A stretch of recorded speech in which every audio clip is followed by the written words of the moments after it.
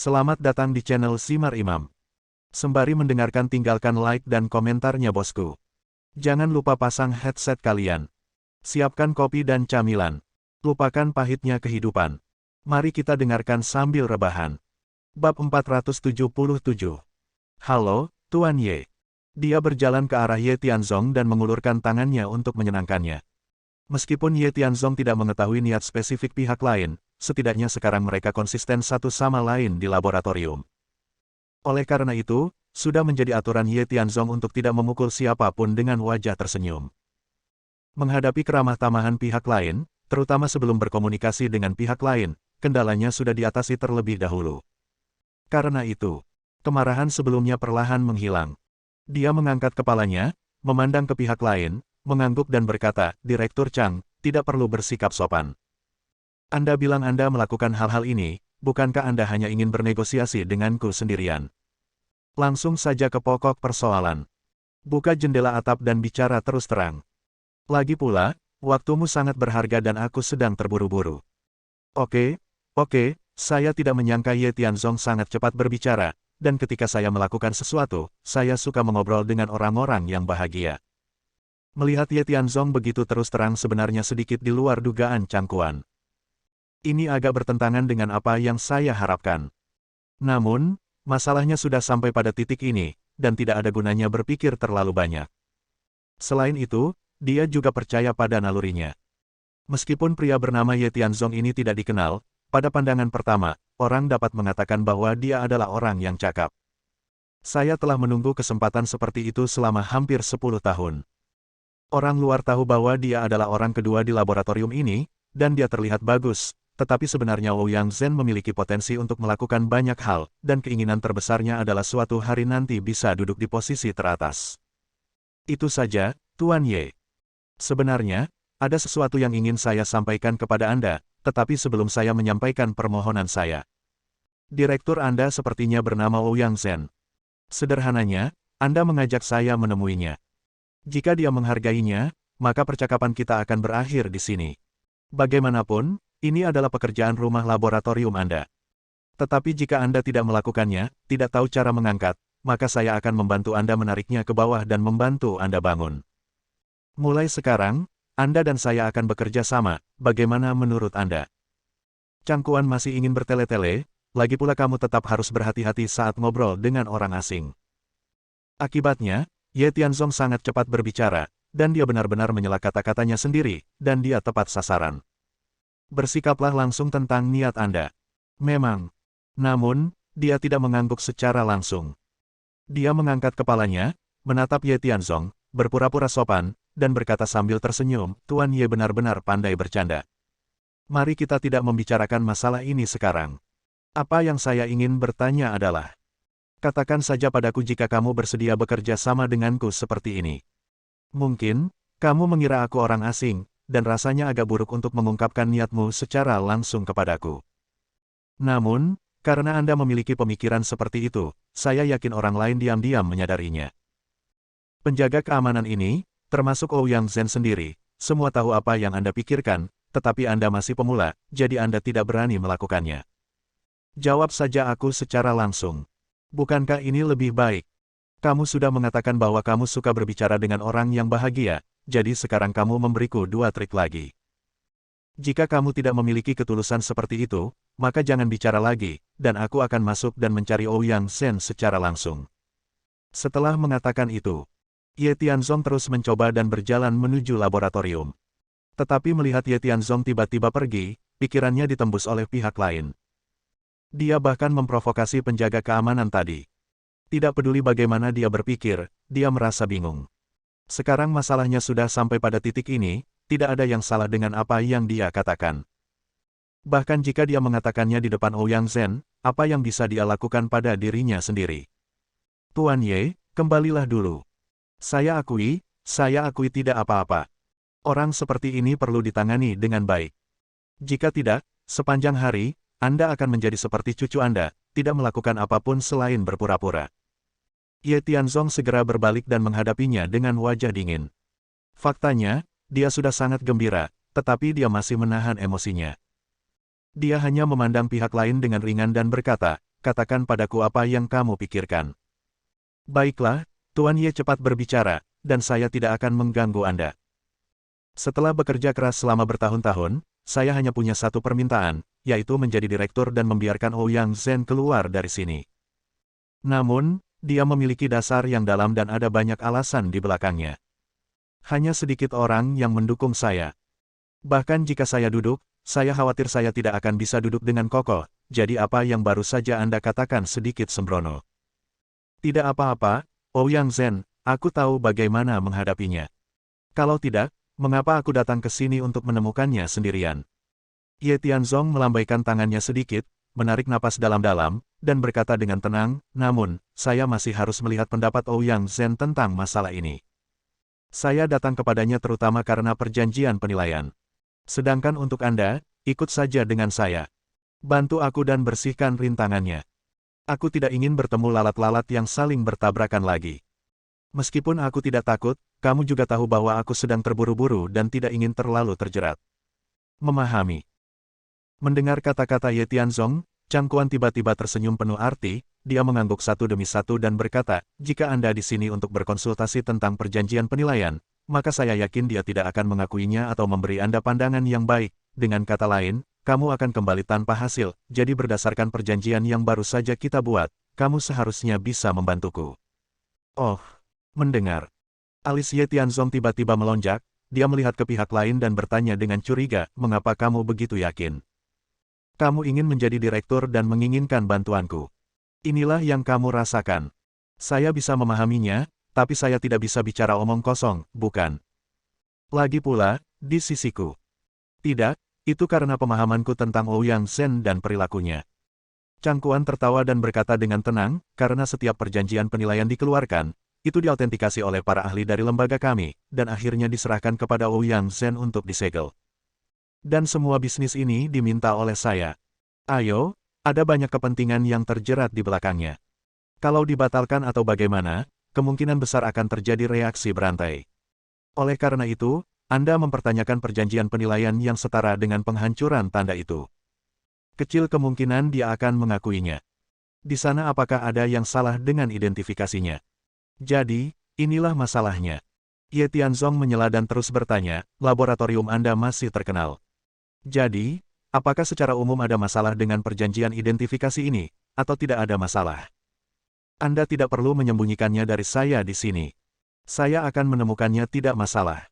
Itu ketika aku datang untuk menemukannya.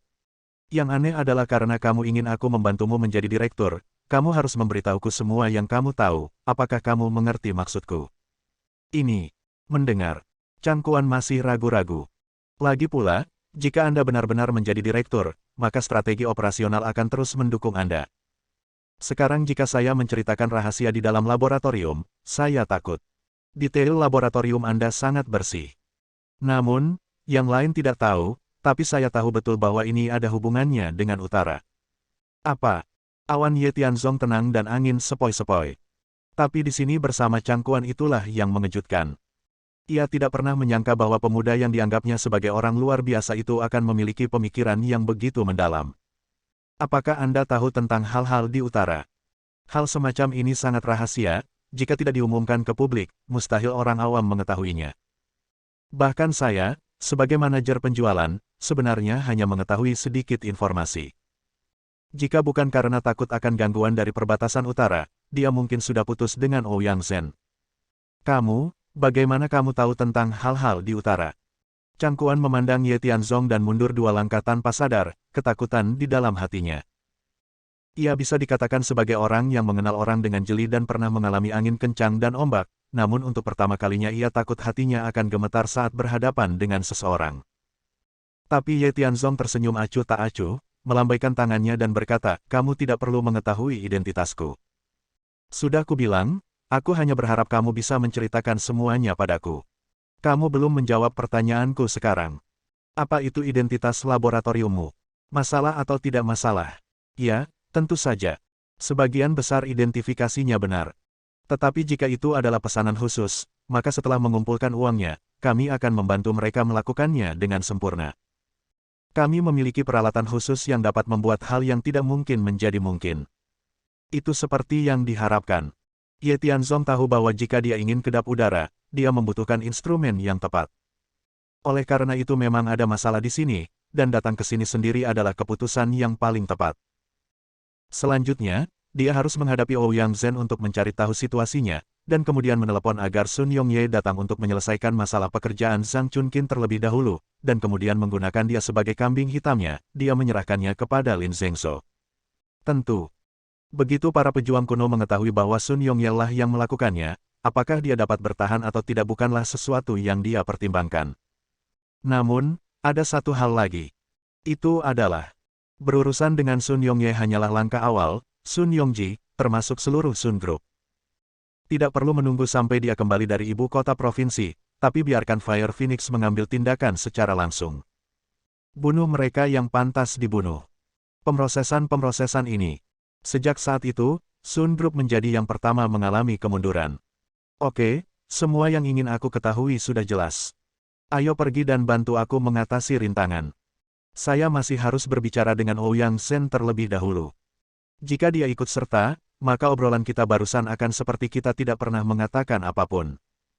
Tetapi jika Anda tidak jujur, maka saya akan membiarkan Anda mendapatkan apa yang Anda inginkan.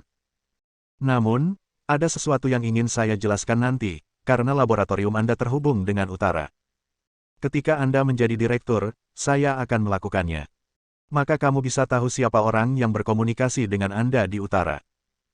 Jika saya dirugikan, saya tidak akan menyia-nyiakan upaya untuk menyelesaikannya, tetapi jika tidak, maka tidak masalah jika Anda terus bekerja sama.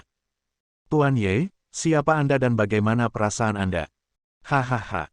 Kamu tidak perlu mengetahui identitasku. Aku membantumu dan kamu membantuku. Itu sudah cukup. Lagi pula, terkadang rasa ingin tahu membunuh kucing. Lebih baik tidak mengetahui banyak hal.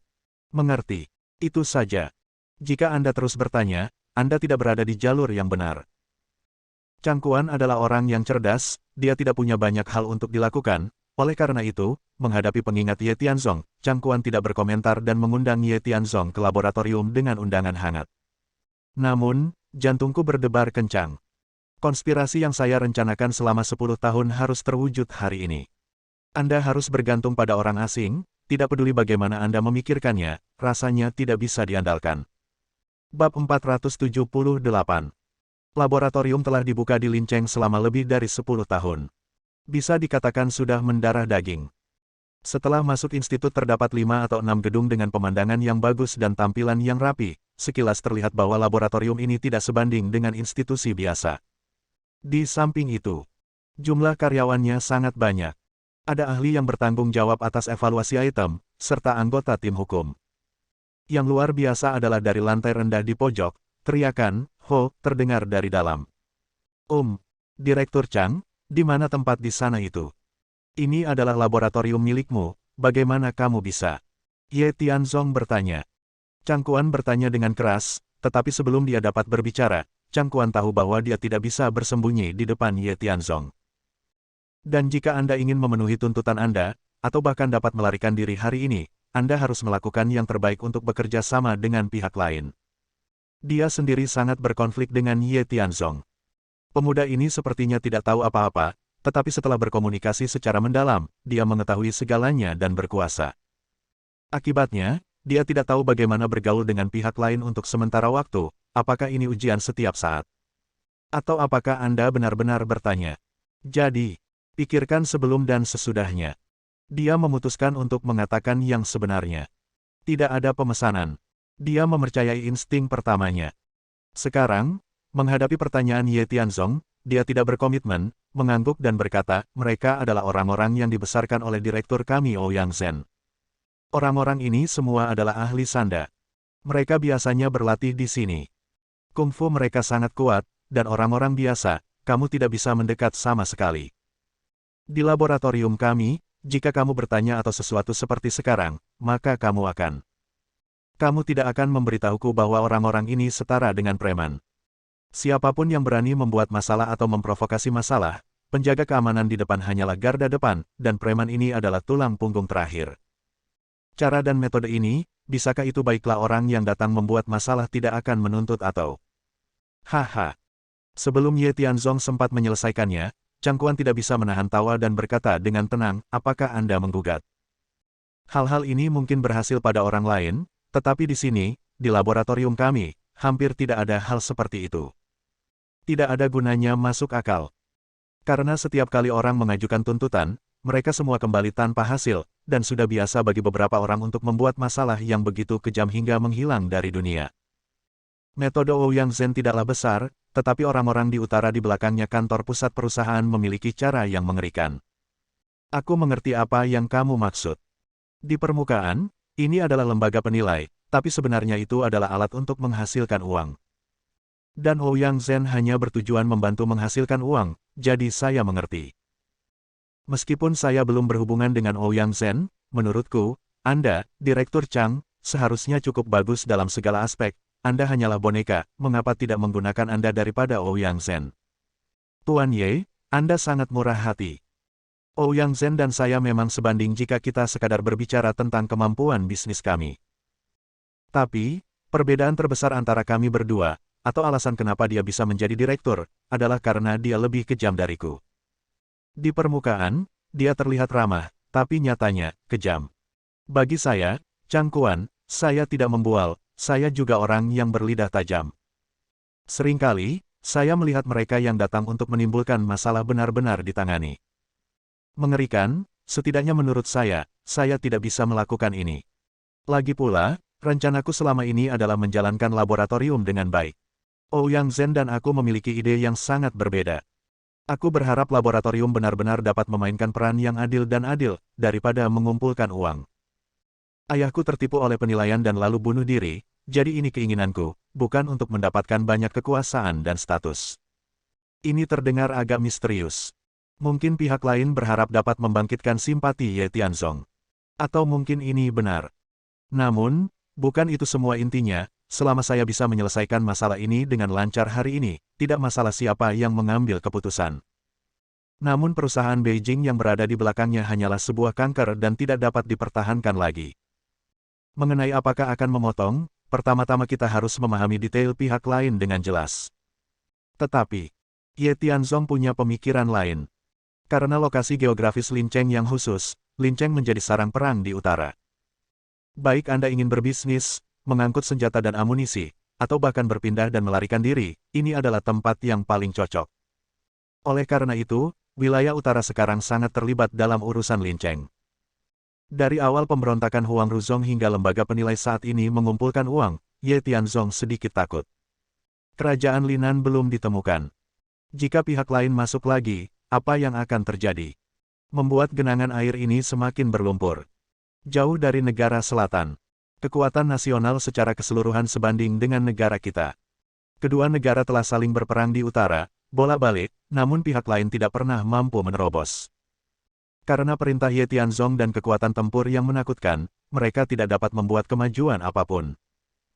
Sejak Ye Tianzong melepas baju besinya dan kembali ke ladangnya, Panglima tertinggi wilayah utara yang baru diangkat belum memiliki efektivitas tempur yang kuat, sehingga mengakibatkan pihak lain mempunyai peluang untuk memanfaatkannya.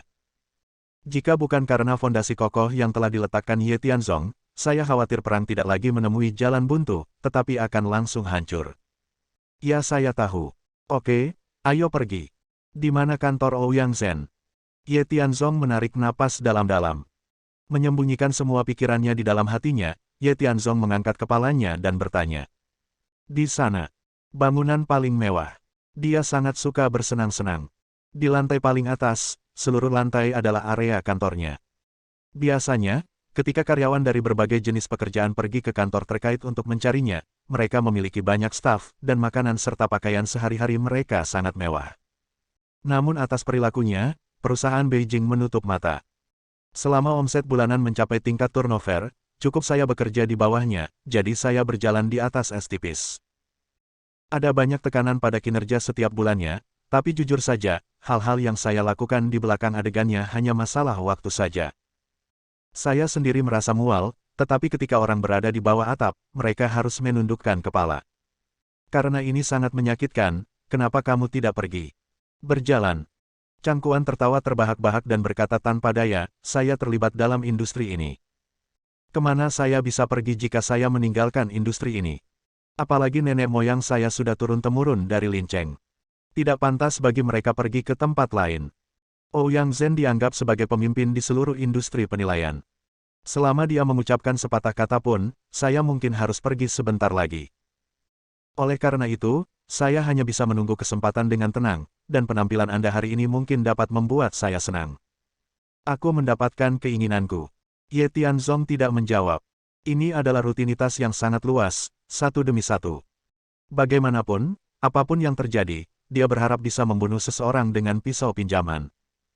Biarkan Ye Tianzong menggulingkan Ouyang Zhen dan, jika mungkin, singkirkan kendali perusahaan Beijing. Ini sebenarnya mirip dengan Lin Surong, tetapi perbedaannya adalah pemikirannya tampak lebih dalam. Tentu, ini tidak ada hubungannya dengan dirimu sendiri.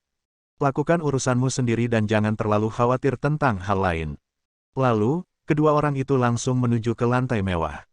Benar saja, ada orang di istana yang suka jadi pejabat. Jika Ye Tianzong pergi ke sana, dia mungkin menghadapi berbagai kendala.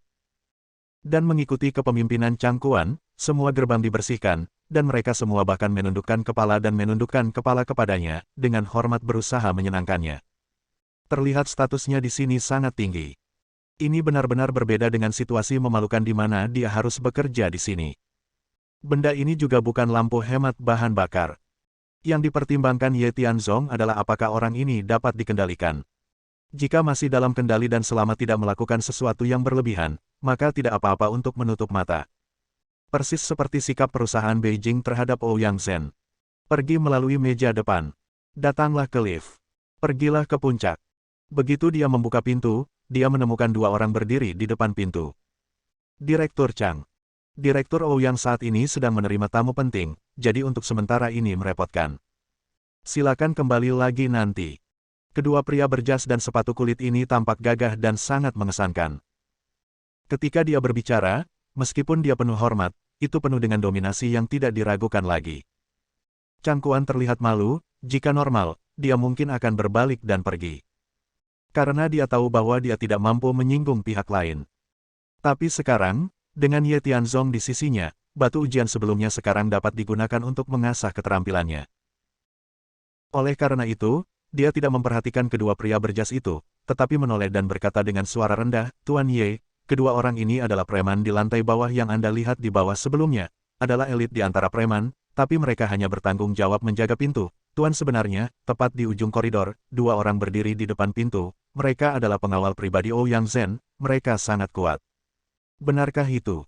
Ye Tianzong tersenyum dan berkata dengan tenang, "Anda ingin saya menjadi pengguna senjata? Tidak masalah. Tapi, saya bisa mengatasinya, semuanya baik-baik saja. Jika saya tidak bisa mengatasinya, Anda membawa orang untuk membuat masalah dengan Ouyang Zhen. Aku khawatir, kamu ada dalam penilaian ini. Jadi aku tidak bisa tinggal lebih lama lagi." "Ah, Tuan Ye, Anda." Chang Kuan tiba-tiba merasa menyesal dan tanpa sadar ingin mencegahnya. Namun, Ye Tianzong tidak memberikan kesempatan ini sama sekali kepada pihak lain. Muncul ledakan. Kilatan petir. Kecepatan pemotretannya sangat cepat. Dalam sekejap mata, kedua orang yang disebut preman itu langsung jatuh ke tanah, sama seperti Liu sebelumnya, tidak mampu berdiri sama sekali. "Anda, siapa kamu?" "Direktur Chang, apakah kamu akan menimbulkan masalah?" Para preman terkejut.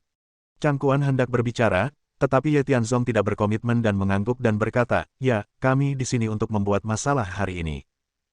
Anda adalah preman Ouyang Zhen, dan saya diundang secara khusus oleh Direktur Chang untuk berurusan dengan Anda. Anda bukan lawan. Keluar dari sini, jika tidak, jangan salahkan aku karena bersikap kasar." Bersambung. Nantikan bab selanjutnya bosku.